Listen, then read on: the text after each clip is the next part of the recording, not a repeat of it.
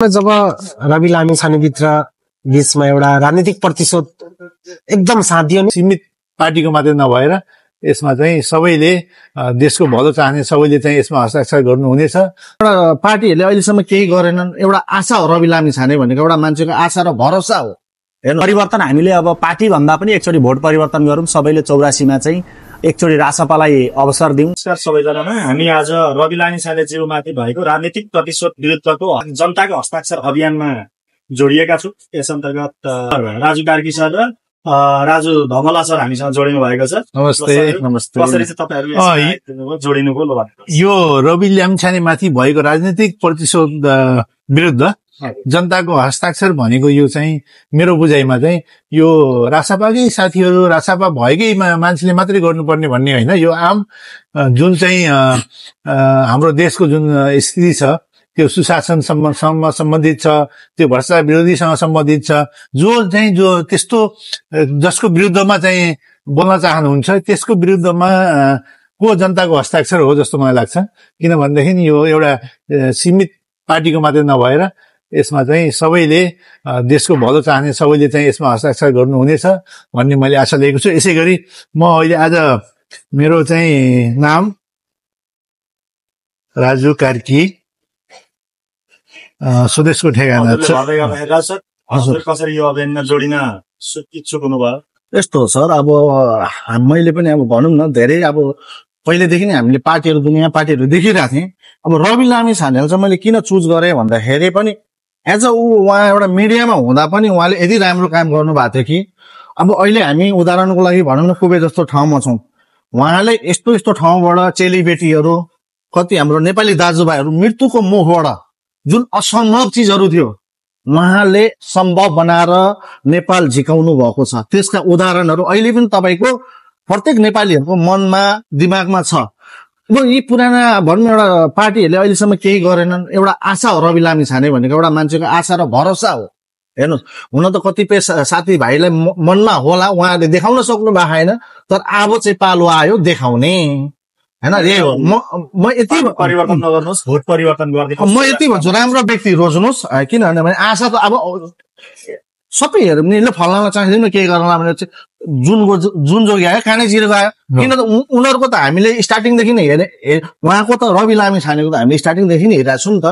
एउटा न्युज चलाउँदाखेरिको कुरा तपाईँलाई विश्वको कुनै पनि कुनामा जुन कि नेपाल सरकारबाट असम्भव हुने ठाउँबाट पनि उहाँले रेस्क्यु गरेर ल्याउनु भएको उदाहरणहरू धेरै छन्।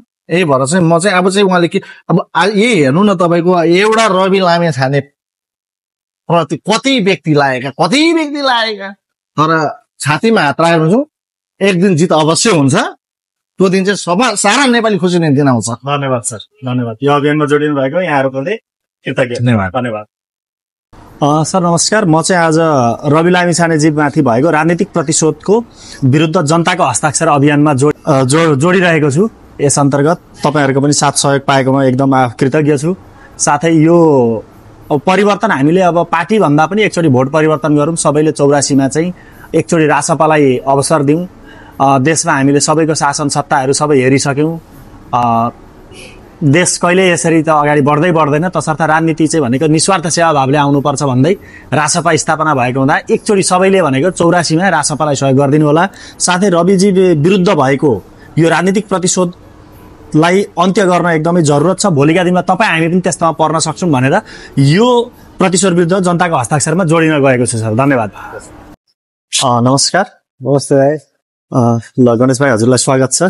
Thank you so much. लामिछानेजी विरुद्ध भएको राजनीतिक प्रतिशोधको चाहिँ होइन जनताको हस्ताक्षर संलग्न हस्ताक्षर अहिले हामीले सङ्कलन गरिरहेका छौँ। यो अभियानमा जोडिनु भएकोमा यहाँलाई धन्यवाद। के छ भाइ, कसरी चाहिँ प्रेरित हुनुभयो? किन चाहिँ तपाईँलाई यो अभियानमा जोडिनुपर्छ जस्तो लाग्यो? भाइ अब सर्वप्रथम सबैलाई नमस्कार। म चाहिँ के भन्नु, मेरो पारिवारिक ब्याकग्राउन्ड चाहिँ कुनै बेला काङ्ग्रेस कुनै बेला एमाले थियो। हजुर। म स्वयं पनि अहिलेसम्म कुनै पनि स्थापित पार्टीको सदस्य छैन। हजुर। कहिले भले म कुनै पार्टीमा हिँडे होला, एमालेमा हिँडे, हजुर हजुर, कहीँ कति माओवादीमा हिँडे होला, एकदम। हजुर। तर पछिल्लो समय जब रवि लामिछानेभित्र बीचमा एउटा राजनीतिक प्रतिशोध एकदम साधियो नि, एकदम मनैबाट एउटा के दुःख लाग्यो भाइ। एकदमै हजुर। र यो जुन अभियान आएको छ पछिल्लो समय 3 वर्षको वर्षगाँठ पछाडिको यो रवि लामिछानेमाथि भएको राजनीतिक प्रतिशोध विरुद्ध जनताको आस्था छ। हजुर। यहाँ चाहिँ जो कोही पनि ले पनि हस्ताक्षर अभियान गरेर एउटा सानो सहयोग गरेर हामी कार्यकर्ता भएर होइन, हामी चाहिँ सर्वसाधारण जनता भएर चाहिँ जनता भएर अभियानमा संलग्न भएका छौँ। एकदमै ल म सुरु गरेँ दाजु। हजुर। यहाँ तपाईँको यो पिडिएफ फाइल पनि होला एकदम यो तपाईँको यहाँ उसले अपिल गरे होइन, रविदाइले अपिल गरे होइन, त्यो मेरै पेनबाट ल हुन्छ लोनै रहेछ। हजुरले दोस्रो पेज युज गरेँ त मैले ल। एकदमै एकदमै एकदमै दोस्रो पेज युज गरेर यसलाई 10 वटा पुऱ्याउनु पर्छ। फेरि यसलाई 10 वटा पुर्याउँ, 10 वटा पुराम, फेरि 10 वटा पुराम, 1000 वटा पुराम, फेरि 1000 बाट 10,000 पुराम। यो चाहिँ तपाईँको हामी चाहिँ भनेको अन्यायको विरुद्धमा छ। भोलिका दिनमा यस्ता किसिमको अन्यायहरू चाहिँ जसलाई पनि हुन सक्छ, जसलाई पनि हुन सक्छ। त्यसको चाहिँ भनेको सिम्बोलिक रूपमा एकदम जनताहरूले चाहिँ पार्टी अथवा राजनीतिक नेता भन्दा पनि अन्यायको विरुद्ध चाहिँ यो हस्ताक्षर हो। ल हामीले चाहिँ यसरी हस्ताक्षर सङ्कलन गरिरहेका छौँ, जसमा चाहिँ नाम, तपाईँको नेपालको ठेगाना, अहिलेको कुवेत जहाँ तपाईँ विदेशमा हुनुहुन्छ त्यहाँको ठेगाना, कन्ट्याक्ट नम्बर, इमेल र हजुरको हस्ताक्षर, यो चाहिँ हामीले हाम्रो पार्टी कार्यालयमा पठाउनेछौँ। यो अभियानमा जोडिनु चाहनुहुने सबैजनाले मलाई सम्पर्क गर्न सक्नुहुन्छ, गणेशजीलाई सम्पर्क गर्न सक्नुहुन्छ। हामी क्युआर कोड पनि सेयर गर्नेछौँ, त्यहाँ अन्तर्गत पनि गर्न सक्नुहुन्छ। हजुरहरू सबैको दिन शुभ रहोस्। धन्यवाद। धन्यवाद।